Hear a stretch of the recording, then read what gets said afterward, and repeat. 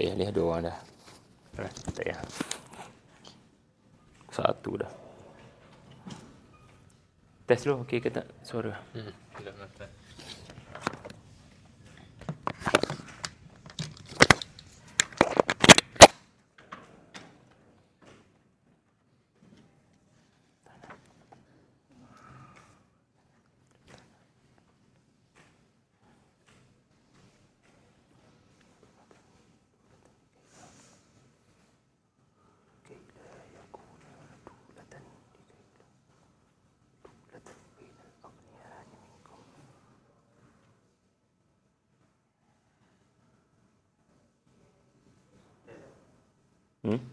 Testing, alhamdulillah rabbil alamin. Salatu wassalamu ala Rasulillah wa ala alihi wa sahbihi.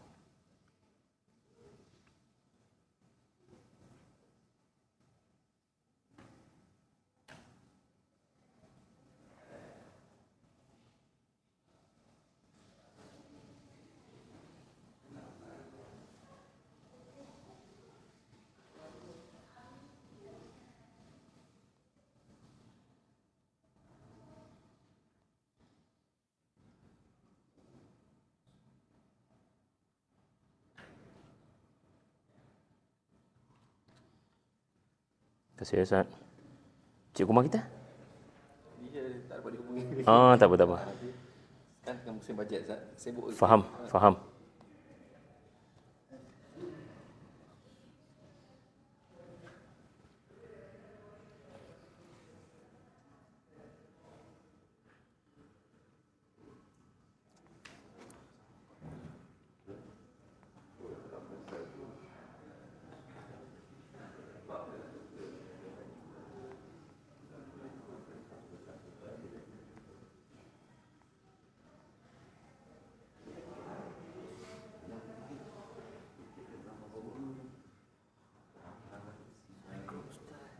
Sama Cik Kumar, apa khabar? Lama tak jumpa. Terima kasih, Ustaz. Ya? Terima kasih sudah datang. Tak ada, dekat je, tak jauh mana. Alhamdulillah. Nanti kita buat bengkel. Oh, itu tak apa, mudah-mudahan. Terkejut dapat tajuk. Itulah sebab Cik Hafizul pun katakan Ustaz dalam 45 minit. Tak apa, benda boleh buka fikiran. Biasa tajuk penyakit hati ke apa. Ustaz boleh kaitkan dengan ekonomi lah sikit-sikit. Pastinya insya-Allah. Ustaz. Saya apa khabar tuan? Alhamdulillah. Azan dulu kot Azan dulu baru kita mulalah. Faham. Tak payah risau Cikgu Mah. Itu biasa. Mana-mana je. Alhamdulillah.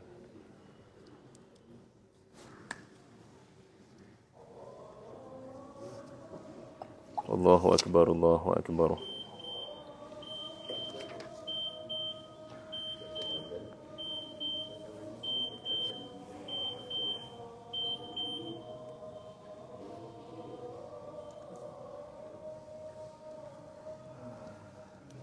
Tes.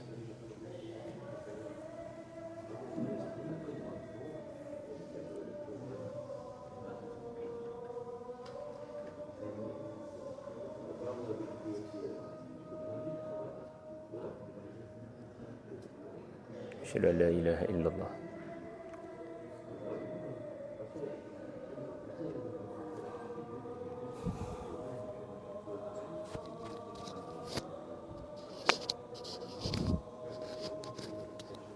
La haula wala quwwata illa billah.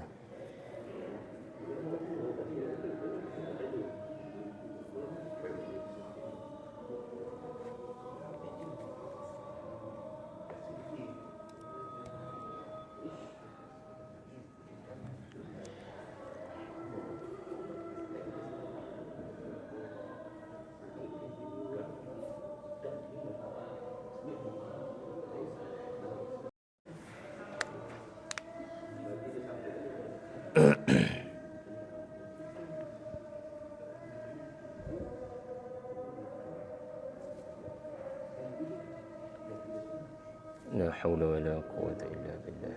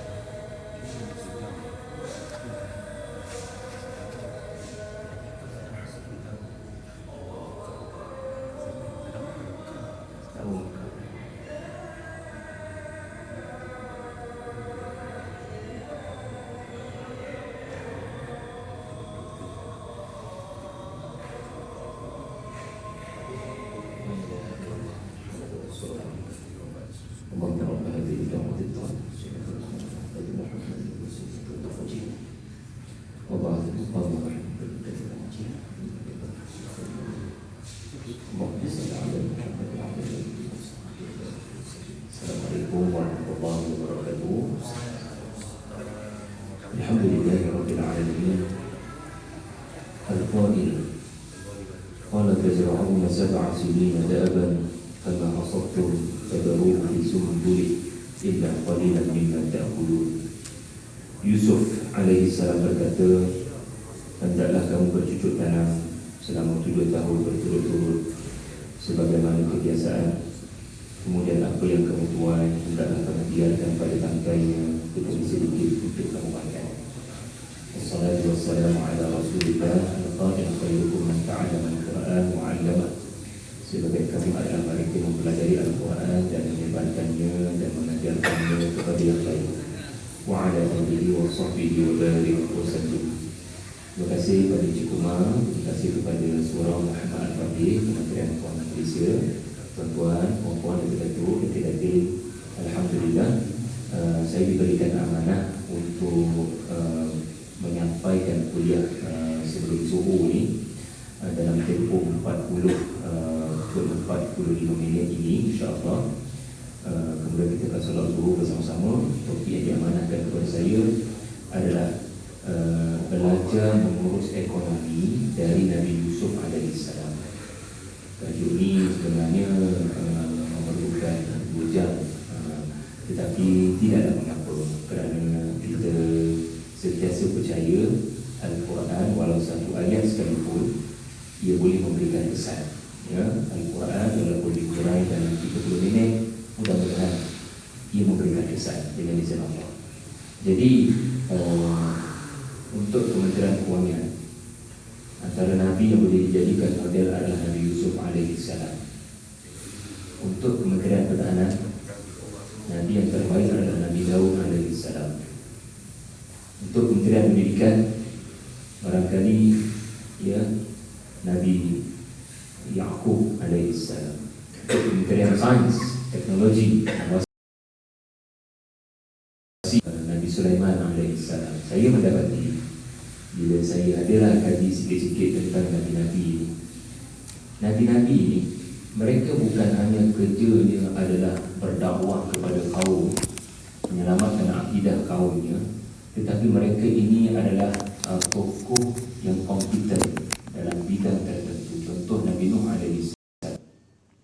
Di zaman orang tak pandai nak buat kapal, Allah beri ilham kepada Nabi Nuh untuk mencipta kapal sehingga boleh bawa sejumlah bukan hanya manusia ya, bahkan binatang untuk ada di dalam bahtera yang sangat besar, bahkan boleh survive daripada taufan. Ini menakjubkan. Kalau anda tercari-cari tokoh Kementerian Pengangkutan, anda perlu kepada cerita Nabi Nuh alaihissalam. Jadi rukun iman yang keempat ni tuan-tuan, bukan rukun iman sebarangan. Kita bila punya rukun iman yang keempat ni, Adam, Idris, Nuh, Hud, Saleh, kita hafal je nama Nabi-Nabi tu. Tapi kalau kita kaji kisah-kisah mereka menurut Al-Quran dan Sunnah, kita akan mendapati tokoh-tokoh ini Allah Ta'ala akan paparkan mereka sebagai ikon ya, dan uswah kepada kita semasa kita bekerja di Putrajaya yang ada pelbagai kementerian ini. Nabi Allah Yusuf alaihissalam, tuan-tuan puan-puan sekalian, dalam sejarah hidup Nabi Yusuf yang panjang, salah satu uniform yang Allah Ta'ala beri kepada Nabi Yusuf, adalah sebagai Menteri Kewangan dan Ekonomi pada masa yang sama, ataupun ekonomis. Baginda ada pelbagai cerita, tetapi saya diamanahkan untuk fokus kepada cerita Nabi Yusuf, bagaimana baginda mempersiapkan negara baginda, negara yang baginda kena pergi ke sana dulu masa kecil, kanak-kanak, iaitulah negara Mesir. Mesir akan menghadapi bahaya, dan macam mana tokoh ini mempersiapkan negaranya untuk menghadapi bahaya. Bahaya kebuluran, bahaya kemarau, serba-serbi bahaya yang akan mengancam bukan hanya keselamatan nyawa rakyat, bahkan juga boleh menghancurkan ekonomi negara Mesir sebagai sebuah negara yang paling maju di dunia, superpower dunia dahulu kala. Anda mesti kenal siapa itu Firaun. Jadi ini adalah satu zaman di mana Yusuf alaihissalam mewarisi government yang pernah ada nama-nama besar, iaitulah Firaun.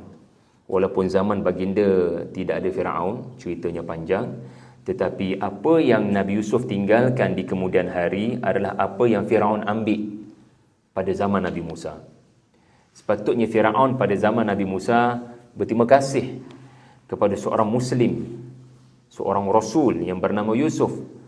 Sepatutnya Firaun, bila Nabi Musa datang, Firaun akan percaya apa yang Nabi Musa cakap sebiji dengan apa yang sebelum ini Nabi Yusuf cakap, iaitulah menyembah Allah yang Esa. Tetapi itulah Firaun tidak beriman kepada Musa.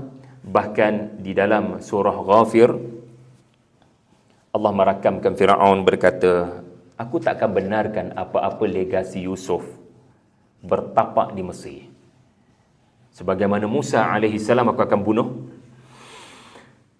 kerana Musa membawa ajaran Yusuf, dan aku tidak mahu ada apa-apa legasi daripada Yusuf ada di bumi Mesir. Jahat tak jahat Firaun ini, benda baik daripada Yusuf pun mereka nak musnahkan. Sama perangai dengan rejim pada hari ini. Benda baik yang ditinggalkan oleh orang-orang sebelumnya, ya, kemajuan yang dibawa oleh orang-orang sebelumnya, nabi-nabi sebelumnya, orang-orang soleh sebelumnya, asal bukan orang Islam, asal orang bukan Islam, mereka akan perangi dan musnahkan, mereka akan hancurkan. Jadi tuan-puan sekalian, Yusuf alaihissalam bukan hanya seorang nabi merangkap ekonomis, tetapi beliau adalah seorang nabi dan ekonomis di negara non-Muslim. Subhanallah. Majoriti penduduk di Mesir pada waktu Nabi Yusuf diutuskan adalah bukan Muslim. So bayangkan baginda nak berdakwah sebagai Rasul yang diutuskan ke Mesir. Pada masa yang sama, negara berkenaan akan menghadapi musibah besar, iaitulah 7 tahun kemarau. Subhanallah, Nabi Yusuf akan mengajar kita, negara yang baik ini, ya, bukan hanya negara yang memelihara hukum Allah, namanya syariat, tetapi juga memastikan penduduknya cukup makan, cukup minum. Sebab tu Nabi Yusuf sekejap lagi saya akan berkongsi dengan anda macam mana perancangan baginda untuk bagi setiap family satu rumah cukup makan, cukup minum, bukan untuk 7 hari kemarau, bukan untuk 7 bulan kemarau, bukan 7 minggu, tetapi 7 tahun kemarau. Macam mana tu? Dengan berapa juta penduduk kat Mesir, Yusuf alaihissalam memikirkan macam mana nak pastikan at'amahum min ju' wa amanahum min khawf. Setiap family ni masa 7 tahun kemarau, mereka cukup makan dan tidak terdedah kepada bahaya pencuri, penceroboh. Jadi, saya beritahu terlebih dahulu dengan ringkas, waktu bila Nabi Yusuf dilihat sebagai ekonomis dalam Al-Quran, Ia terdapat pada ayat yang saya bacakan di awal tadi, tuan-puan sekalian, iaitulah surah Yusuf ayat 47. Cuba ingat, 12:47. Surah 12 ayat 47. Ceritanya begini, semasa Nabi Yusuf dalam penjara. Semua tahu ya, Nabi Yusuf ditimpa musibah berat, dipisahkan daripada ayah tersayang. 10 orang abang-abang memisahkan dia daripada ayah dengan cara yang kejam, dengki dan cemburu. Itu je sebab dia. Lalu kanak-kanak yang dikatakan berumur 10 atau 11 atau 12 tahun ini telah dicampakkan ke dalam telaga oleh abang-abangnya yang pada waktu itu gangster. Maka bila Nabi Yusuf ini malang, dijatuhkan ke dalam telaga, Allah mendatangkan pertolongan dengan ada orang jumpa baginda dalam telaga. Okey? Dan orang tu bila jumpa baginda dalam telaga, rupa-rupanya orang yang jumpa tu adalah businessman yang on the way nak pergi ke Mesir. So diorang bila nak pergi ke Mesir ni, diorang akan cari air untuk diorang jadikan bekalan musafir tengah jalan. Sebab tengah jalan tak ada R&R. Jadi kena bekalkan air lebih awal. So bila jumpa telaga, diorang hulurkan timba, baldi, tengok-tengok ada budak naik atas baldi tu. Kesian, ya Allah, budak mana ni? Yusuf berdiam diri, tidak bagi tahu. Dia tahu kalau dia balik ke rumah pun abang-abang ni akan buat apa saja untuk dia tidak lagi disayangi oleh ayahnya. Jadi Yusuf dibawa oleh businessman ni, ya, oleh geng-geng trading ni, pergi ke Mesir. So masa di Mesir, Yusuf dijual sebagai hamba. Dan Allah punya perancangan yang beli Yusuf sebagai hamba adalah menteri ataupun Perdana Menteri Mesir pada waktu tu. Orang yang paling besar pengaruh di Mesir. Kebetulan tengah jual dengan harga RM10, RM20. Ni bukan jual barang, tuan-tuan, jual manusia. Betapa jatuhnya maruah ataupun martabat Nabi Yusuf dijual sebagai hamba.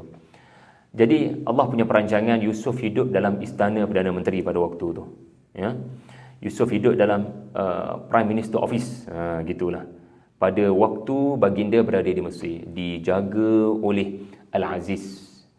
So 10 tahun, 20 tahun Yusuf alaihi salam tiba-tiba diuji Allah dengan godaan isteri kepada ketua Menteri Mesir berkenaan, yang anda kenali sebagai Zulaikha lah. Dan Yusuf melarikan diri dan beliau sangat bertakwa kepada Allah.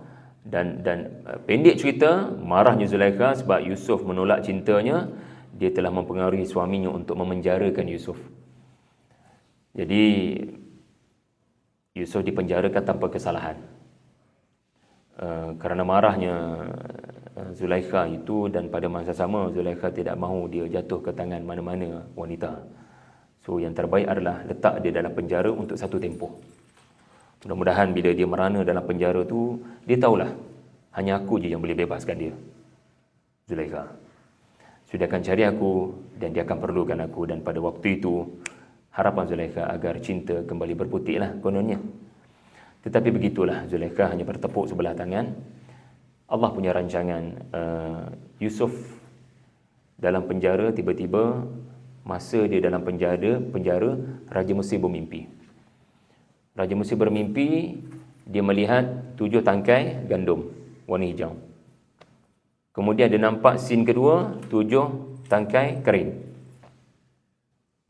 Maaf, mula-mula dia nampak 7 ekor lembu gemuk. Scene kedua, dia nampak 7 ekor lembu kurus makan 7 ekor lembu gemuk tu. Mimpi yang sangat pelik, ajaib. Lembu kurus 7 ekor makan 7 ekor lembu gemuk. Kemudian dia nampak pula dalam scene tu 7 tangkai gandum hijau, ya. Tiba-tiba 7 tangkai gandum kering kontang. Bangun daripada tidur, garuk kepala si Raja Mesir ni. Menteri-menteri semua, tolong tafsirkan mimpi saya. Senyap dik belakang menteri, tak tahu nak jawab. Tak boleh nak royak. Tuanku, abaikan mimpi tu. Ia hanya mainan tidur sahaja. Tapi tuanku ini resah gelisah. Saya tak boleh awak kata macam tu. Tiba-tiba penyedia minuman kepada raja, ya, Cik Kumar gitu. Penyedia minuman kepada raja berkata, tuanku, Tuanku ada mimpi yang pelik. Saya ada pengalaman dengan satu orang ni yang pandai gila tafsir mimpi. Sebab dia pernah tafsirkan mimpi saya betul. Dan saya sebenarnya pernah sepenjara dengan beliau. Beliau kawan saya, tuanku. Saya cadang tuanku dapatkan khidmat konsultansi daripada beliau. Dapatkan kepakaran beliau, tuanku. Utuskan saya pergi kepada penjara dan inilah babaknya. Rakan yang pernah sepenjara dengan Yusuf ini tiba-tiba berkata kepada Yusuf, Yusuf, engkau sahabatku. Kita pernah sepenjara dahulu bertahun-tahun. Saya nak beritahu kepada kamu, wahai Yusuf, As-Siddiq, Raja Mesir telah bermimpi dengan mimpi yang aneh. Tolonglah kami tafsirkan mimpi beliau. Tak ada seorang pun boleh tafsirkan mimpi ini, wahai Yusuf. Maka Yusuf terus berkata, ya, ini ayat penting untuk MOF. Ya. Sahabat, beritahu kepada raja dan government. 7 ekor lembu gemuk bermaksud Mesir akan didatangi 7 tahun subuh. Yang menggemukkan. Macam-macam tanaman akan muncul. Hujan sentiasa turun pada kadar yang terbaik. Rakyat akan memperoleh rezeki dari pelbagai buah-buahan. Tahniahlah. Kerana 7 ekor lembu gemuk. Tapi sekejap, kamu sebut raja ada nampak 7 ekor lembu kurus. Bab ni jaga-jaga, wahai sahabat. Lepas 7 tahun yang menggemukkan, akan datang 7 tahun yang mengurus keringkan. Akan ada bencana besar akan datang di mana 7 tahun kemarau tak ada satu titik hujan akan turun. Oleh itu, saya menyarankan, bayangkan yang bercakap ni orang dalam penjara. Dia bercakap macam subhanallah, ya. Macam dia mengatasi raja sekarang. Allah beri kemuliaan kepada Nabi Yusuf. Baginda di penjara tanpa kesalahan. Baginda kekal dengan kedudukan yang mulia sebagai seorang rasul. Dengan selambanya Nabi Yusuf bagi arahan. Kamu nak tafsir mimpi aku? Hendaklah rakyat Mesir bercucuk tanam. Tazra'una sab'a sinina da'aban. Hendaklah semasa 7 tahun subuh, ya Allah kurniakan hujan yang begitu cantik, macam-macam tanaman akan muncul. Pada waktu itu jangan lalai, jangan leka, jangan bersenang lenang, jangan comfort zone. Hendaklah rakyat Mesir bersama dengan kerajaannya tazra'una, memfokuskan kepada sektor pertanian.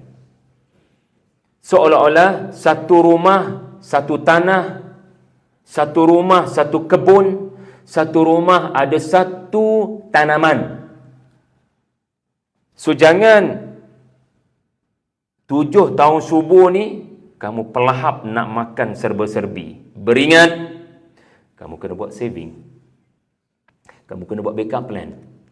Kamu kena ada tanaman di rumah masing-masing selama sepanjang 7 tahun berkenaan. Kamu kerja apa pun, engineer, doktor, cikgu, pertanian adalah pakaian kedua kamu. Semua rakyat mesti adakan agenda bercucuk tanam. Sebab bila 7 tahun kemarau itu datang, kamu bukan boleh makan duit kamu tu. Yang kamu akan makan adalah ubi kentang kamu. Ubi itu, ataupun beras itu, ataupun gandum yang kamu tanam depan rumah itu. Subhanallah. Kemudian Yusuf berpesan, apabila kamu tuai gandum berkenaan, maka pastikan biji-biji gandum itu kekal pada tangkai dia. Kekal pada tangkai. Jangan cantas, jangan potong. So simpan dalam guni, letak dalam almari dengan tangkai dia sekali. Jangan cabut. Ini pesanan kedua yang brilian dan genius, tuan-tuan. Subhanallah. So bukan sekadar saving, tapi pastikan saving itu berkualiti, boleh bertahan lama. Yusuf berkata lagi kepada sahabatnya yang datang ke penjaranya mewakili Raja Mesir, kemudian selepas 7 tahun yang menggemukkan akan datang 7 tahun yang menyulitkan, yang akan menghabiskan semua simpanan kamu. Tapi at least kamu survive. Kamu survive, seolah-olah dekat setiap rumah kena ada 7 guni. Dan tulis siap-siap dengan marker pen. Tahun pertama kemarau, tahun kedua kemarau, tahun ketiga kemarau. So ada 7 guni. So setiap kali 1 tahun subuh, ada saving untuk 1 tahun kemarau. Masuk tahun kedua subuh, ada saving daripada tahun kedua subuh untuk tahun kedua kemarau. So setiap guni selepas 7 tahun subuh penuh dengan 7 guni untuk 7 tahun kemarau. Sebab bila 7 tahun tu datang, kalian akan makan apa dalam guni ni. So kalian akan survive ketika orang lain di luar mesti akan mengalami kematian. Allah datangkan seorang Rasul untuk menyelamatkan dunia. Allah datangkan seorang Rasul untuk menyelamatkan tamadun kemanusiaan. Bukan hanya bercakap mengenai menyembah Allah yang esa, which is peranan wajib seorang Rasul, tetapi memastikan mereka dan keluarga mereka akan survive apabila datang musim yang sangat menakutkan itu. Kemudian sesuatu yang pelik disebut oleh Yusuf alaihissalam. Bro, dia sebut bro lah kepada kawan dia tu. Ya, pernah satu penjara dulu 2-3 tahun barangkali. Bro, aku nak sebut satu benda. Lepas 7 tahun kemarau, kamu tahu apa akan berlaku? Ada kamu tanya Raja Mesir kamu? Tak, Raja Mesir hanya mimpi 7 tahun pertama, 7 tahun kedua je. Dia nampak 7 ekor lembu gemuk, 7 ekor lembu kurus. Pendek kata dia nampak 7-7 14 tahun. 7 tahun best gila, 7 tahun duka cita. Tiba-tiba Yusuf tanya, engkau tahu tak apa akan berlaku pada tahun ke-15? Mana ada? Mimpi Raja Mesir tak bagi tahu apa-apa apa akan berlaku selepas 7 tahun kemarau itu. Mari aku bagi tahu kamu apa yang Allah bagi tahu aku. Yusuf sedang menunjukkan dia mengatasi Raja Mesir. Yusuf menunjukkan dia diberikan sesuatu oleh Tuhan. Apa yang Tuhan tidak beri kepada Raja Mesir. Yusuf berkata pada tahun yang ke-15, ثُمَّ يَأْتِي مِنْ بَعْدِ ذَلِكَ عَامٌ فِيهِ يُغَاثُ النَّاسُ وَفِيهِ يَعْصِرُونَ.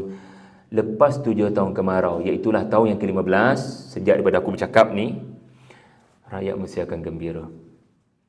Hujan akan kembali turun dengan tahap yang terbaik, dan pada waktu itu semua orang akan bergembira kerana memperoleh pendapatan yang terbaik. Anda akan boleh memerah buah anggur, anda akan boleh menyediakan pelbagai juadah yang enak-enak kerana rezeki daripada langit turun akhirnya selepas 7 tahun kemarau. Yusuf memberikan berita gembira. Sedangkan itu tidak ada dalam mimpi Raja Mesir. Allah sudah menunjukkan Rasul sentiasa menang pada mana-mana raja. Jadi ini cerita, ini fakta. Sekarang tugas kita adalah membuat analisa ataupun mempelajari, mengambil pengajaran daripada cerita ini. Tuan-tuan, saya merumuskan ada 5 perkara penting daripada kisah Nabi Yusuf mencadangkan agenda ekonomi kepada Raja Mesir. Ada 5 perkara penting yang mesti kita ambil berat, ataupun saya boleh katakan 5 strategi ekonomi daripada Nabi Yusuf dalam penjara yang baginda sarankan kepada Raja Mesir yang bermimpi dan kerajaan Mesir. Dan saya buat akronim Yusuf untuk memudahkan ingatan. Jadi kalau tak ingat lagi pukul 2 ni tak tahu anak abang macam mana. YUSUF. Nak mudah ingat. Ya. Y adalah yakin, ilham dari Allah, menerusi pakar ataupun insan pilihan. Maksudnya, bila anda dengar satu orang berkata tentang masa depan, anda kena ada satu sikap boleh jadi benar. Sebab yang mimpi ni bukan Nabi Yusuf. Bukan Nabi Yusuf mimpi dia nampak Mesir ada 7 ekor lembu. Tak, yang mimpi ni adalah non-Muslim, raja yang tak beriman.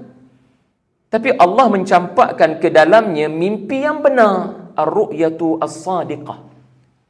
So boleh ke tidak Allah memberikan ilham kepada bukan orang beriman sesuatu yang bakal terjadi di masa depan? Jawapannya ya. Kenapa Firaun pada zaman Nabi Musa menyembelih kanak-kanak bayi Bani Israel? Sebab dia melihat sesuatu dalam mimpi yang mimpi itu benar.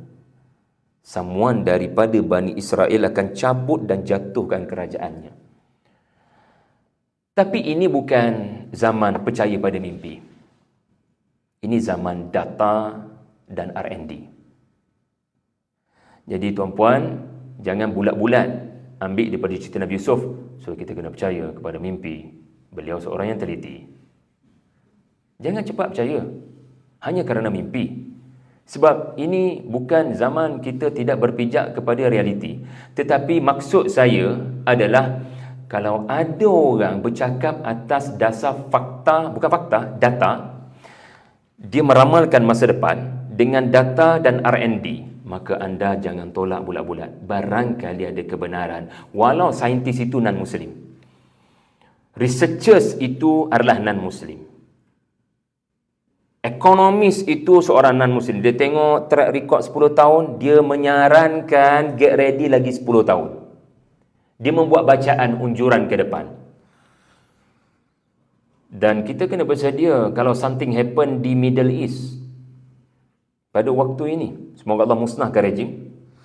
Tetapi kita kena bersedia dengan implikasi perang. Kalau ia berlaku, kita mohon daripada Allah agar perang dunia ketiga tidak berlaku. Tapi kalau berlaku, adakah kita tidak terkena tempias daripada peperangan itu? Na'udzubillah. Tapi tuan-tuan, kalau nak ambil Nabi Yusuf sebagai model dan teladan, tuan-tuan kena nampak ada bencana kat depan. So ini bukan cerita 7 ekor lembu gemuk dimakan oleh 7 ekor lembu kurus. Ini adalah soal kita kena boleh nampak 10 tahun daripada sekarang apa bencana boleh datang dan buat persiapan. Dapatkan bantuan daripada orang yang expert dalam membuat ramalan. Bukan dukun, bukan Tok Bomo. Tapi mereka yang ada data, ada statistik. Sebab orang yang mengkaji sejarah, dia boleh ramal masa depan. Orang yang mengkaji prestasi semasa, dia boleh buat unjuran ke depan. Lepas tu nama kita bajet. Kita buat 1 tahun 2025 berdasarkan apa prestasi yang telah terjadi dalam setahun ataupun 5 tahun kita punya rancangan Malaysia ini. Jadi ini satu pelajaran. Yakini, kadang ada ilham daripada Allah, dia beri kepada saintis, dia beri kepada pakar. Dengar elok-elok, jangan hanya dia ni Raja Mesir yang tak beriman, tak payah percayalah. Menteri kepada Raja Mesir pun kata, tak payah percaya, mimpi ni mengarut. Tiba-tiba Yusuf alaihi salam berkata, sekejap, mimpi itu mimpi yang benar.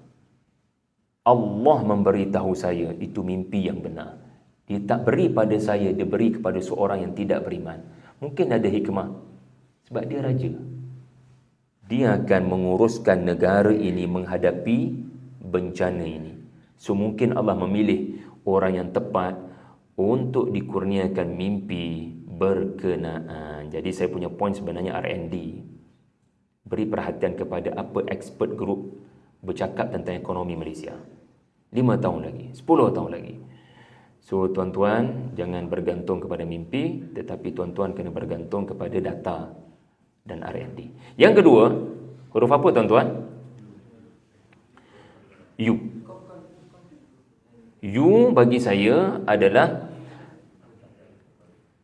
usaha gigih buat backup income. Alhamdulillah, Allah jadikan kita penjawat awam. Alhamdulillah, Allah berikan kita gaji yang selesa. Allah berikan kepada kita pangkat yang selesa. Alhamdulillah. Tetapi kalau kita nak ambil Nabi Yusuf sebagai teladan, kita kena ingat bila bencana tu datang, pendapatan sedia ada tidak mencukupi. Kita kena bersedia untuk buat side income, ataupun kita kena bersedia untuk ada orang lain tolong bantu untuk menambah pendapatan keluarga.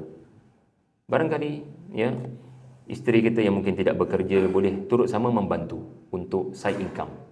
Weekend sebagai contoh, mungkin boleh buat sesuatu untuk menambah pendapatan. Sebab Yusuf AS berkata kepada seluruh, dia berkata kepada kawan dia datang penjara kan, dia kata tazra'una ni kalau kita belajar bahasa Arab, dia adalah fi'il mudhari' yang merujuk kepada kalian. Yang datang seorang.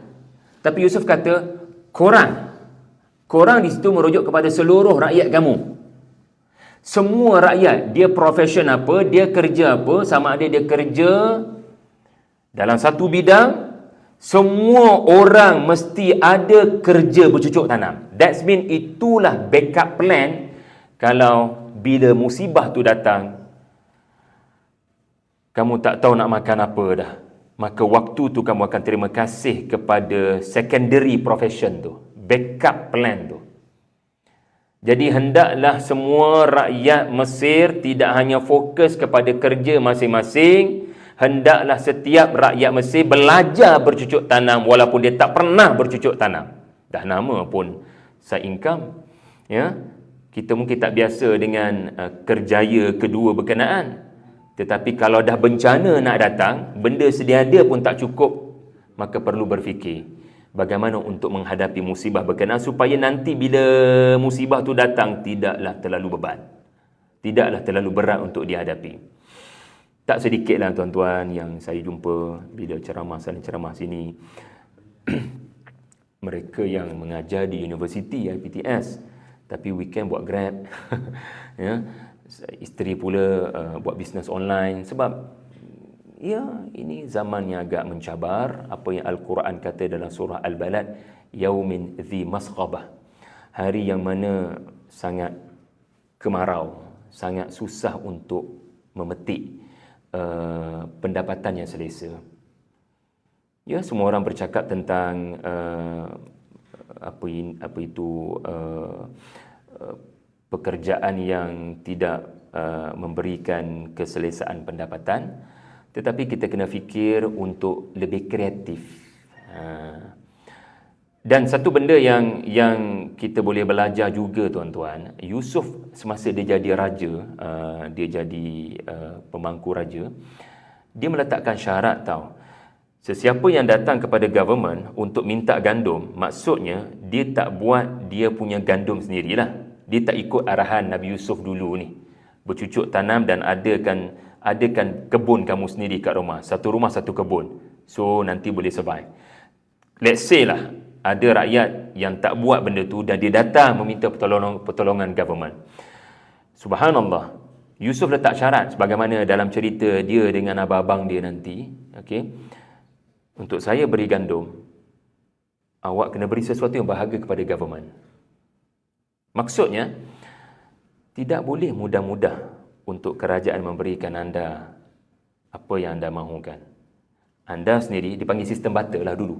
Dipanggil sistem barter. Untuk dapat sesuatu daripada satu pihak, awak kena beri sesuatu pada satu pihak. Untuk dapat gandum daripada kerajaan Mesir, hendaklah memberikan kraft tangan, barang-barang yang berharga. Jadi, rakyat kena kreatif. Untuk survive, dapat gandum, dah menyesal, tak bangunkan kebun lebih awal, tak bangunkan sawah lebih awal, lalai. So sekarang terpaksa minta pertolongan talian hayat daripada government. Maka itu pun Yusuf letak syarat, bagi something yang berharga. Aku nak tengok kreativiti kamu. Kalau datang kemari tidak beri apa-apa kepada kerajaan, dia akan ada sifat manja. Ada masalah datang lagi, ada masalah mengemis lagi. Yusuf tak nak latih orang Mesir masa musim kemarau mengemis. Aku nak kau tahu yang kau ada maruah diri, kau ada kreativiti, kau ada potensi. Do something dekat rumah, mungkin hasilkan kraft tangan, mungkin jahit something, mungkin buat sesuatu bisnes, and then offer kepada kerajaan, and then kita bagi gandum kepada awak. Barulah rakyat akan ada nilai tambah. Ya, subhanallah. Jadi you adalah merujuk kepada usaha gigih, kerja kuat untuk menyediakan backup plan. Kalau kerjaya sedia ada, tidak cukup untuk menghadapi hari musibah. Okey? Subhanallah, bila Nabi Yusuf kata, bila kamu tuai gandum itu nanti, jangan semuanya masuk ke dalam periuk nasi. Jangan semuanya masuk ke dalam kuali untuk dimasak. Jangan semuanya masuk dalam peti ais untuk seminggu tu memasak. Ada benda kena masuk dalam almari.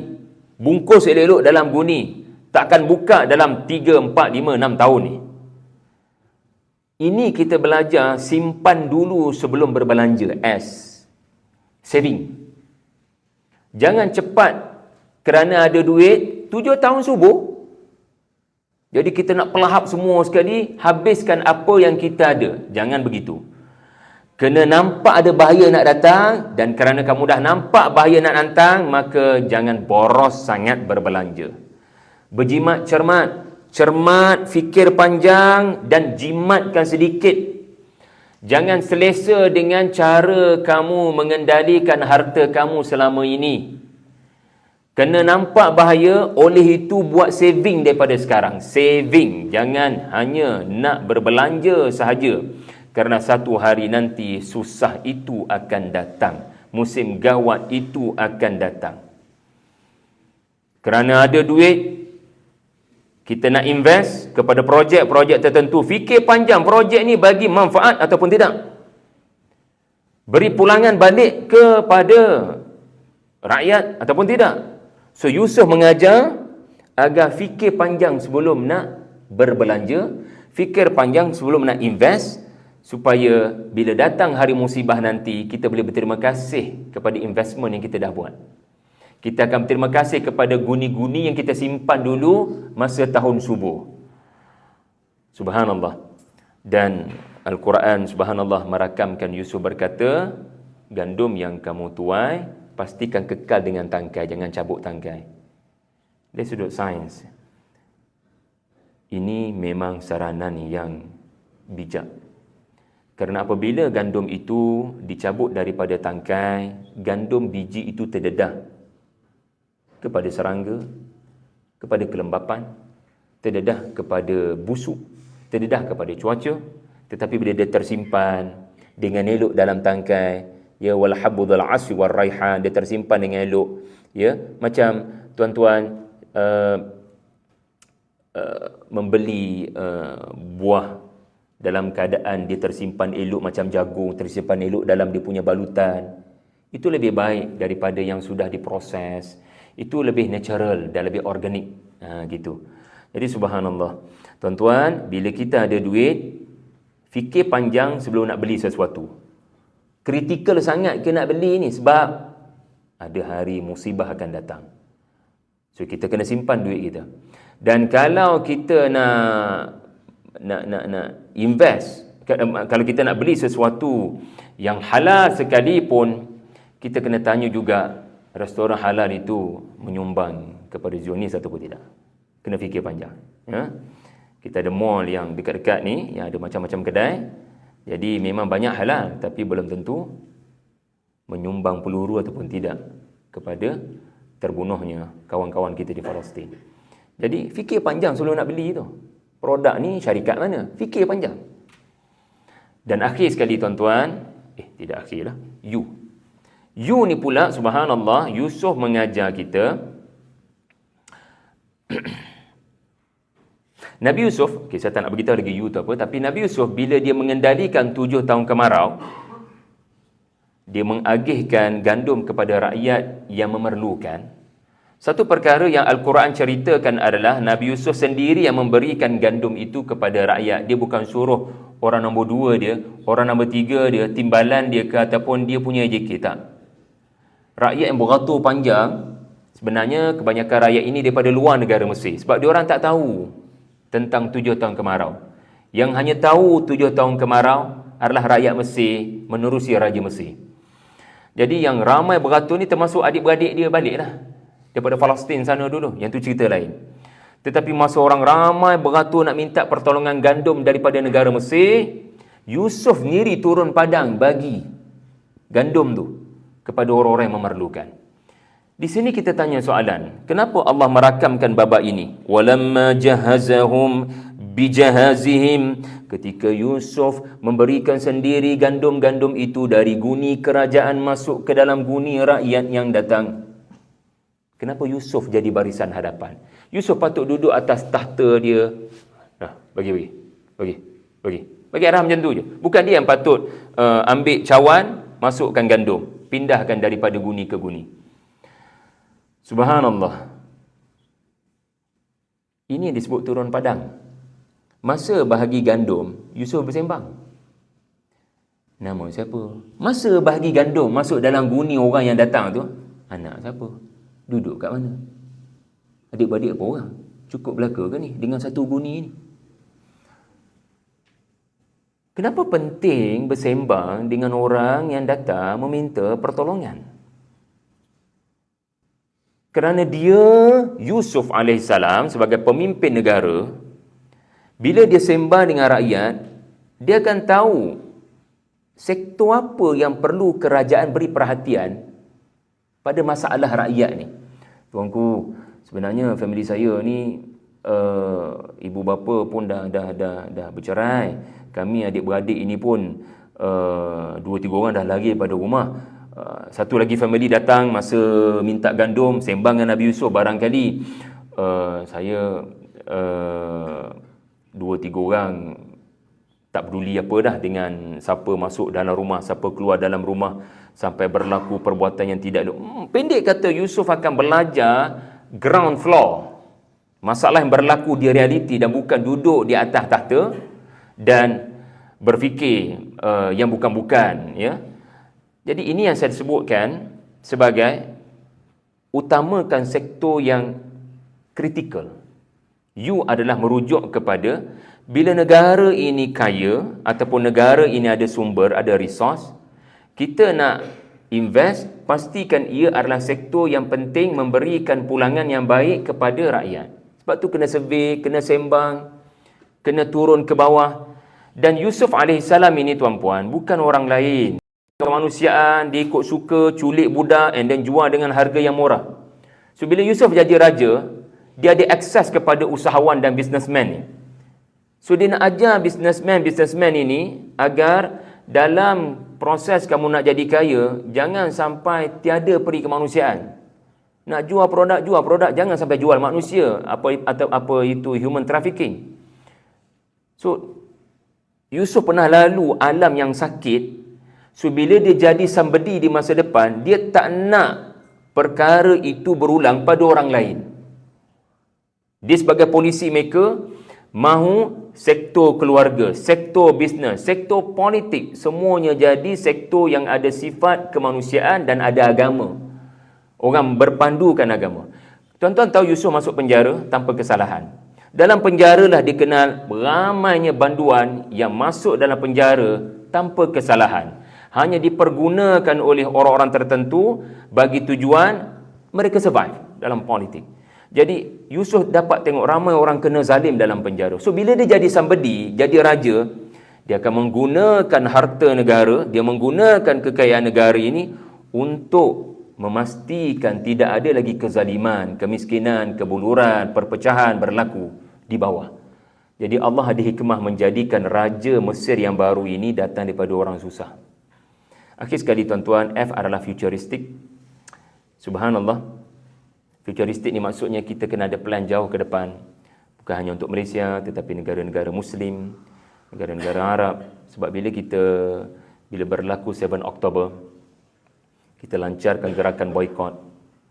Rupa-rupanya bukan mudah untuk istiqamah dalam boikot. Betul atau tidak? Tak mudah nak istiqamah. Ada yang dah balik dah pada restoran itu, restoran ini. Rupa-rupanya boikot mengajar kita rangkaian American Zionis ini sangat besar.